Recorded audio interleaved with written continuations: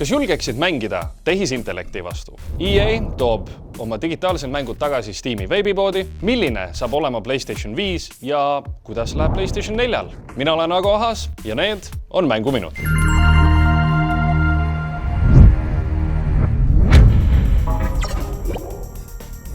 Pärast aastaid lahusolekut panevad Steam ning EA leivad taas ühte kappi.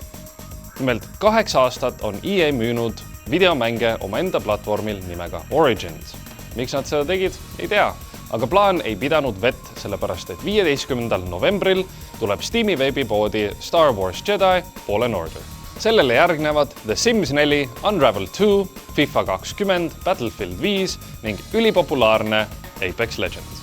Mis on kõige tähtsam, Steam'i ja Originsi kasutajad saavad mitmikmänge mängida koos. Lisaks sellele töötab EA ka Apex Legendsi mobiiliversiooni kallal, mida on kõige varasemalt oodata 2020. aasta oktoobrikuus. Ostes arvutitargast Nvidia RTX videokaardi või sellega varustatud laua ning sülearvuti, saad kaasa tasuta Call of Duty Modern Warfare digitaalkoodi. Kampaanias osalevad Nvidia RTX 2080, 2070 ning 2060 erinevad versioonid. Rohkemaks infoks külastage www.arvutitark.ee. Ettevõtte nimega DeepMind pani oma tehisintellekti AlphaStar proovile videomängus StarCraft 2, kus see jõudis tiitlini Suurmeister. Seda jagatakse ainult 200 mängijale 4 erinevas regioonis. Mis aga eriti oluline, AlphaStar kasutab õpituid strateegiaid. Ta mängib mängu tavakiirusel ning kõik informatsioon tuleb läbi mängusisese kaamera vaate. Kes ei ootaks 2020. aasta jõule?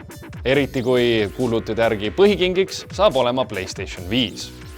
Päris hea, tagasiülduvus ju PlayStation 4-ga, uus SSD-ketas kiiremaks mängulaadimiseks ning PlayStation VR peakomplekti ühilduvus. PlayStation 4 ei kao veel kuhugi.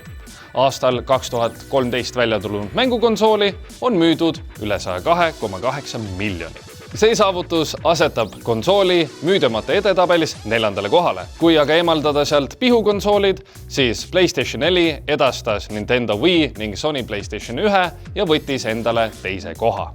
Edetabeli tipus aga omab kohta PlayStation 2, mida on müüdud 155 miljonit.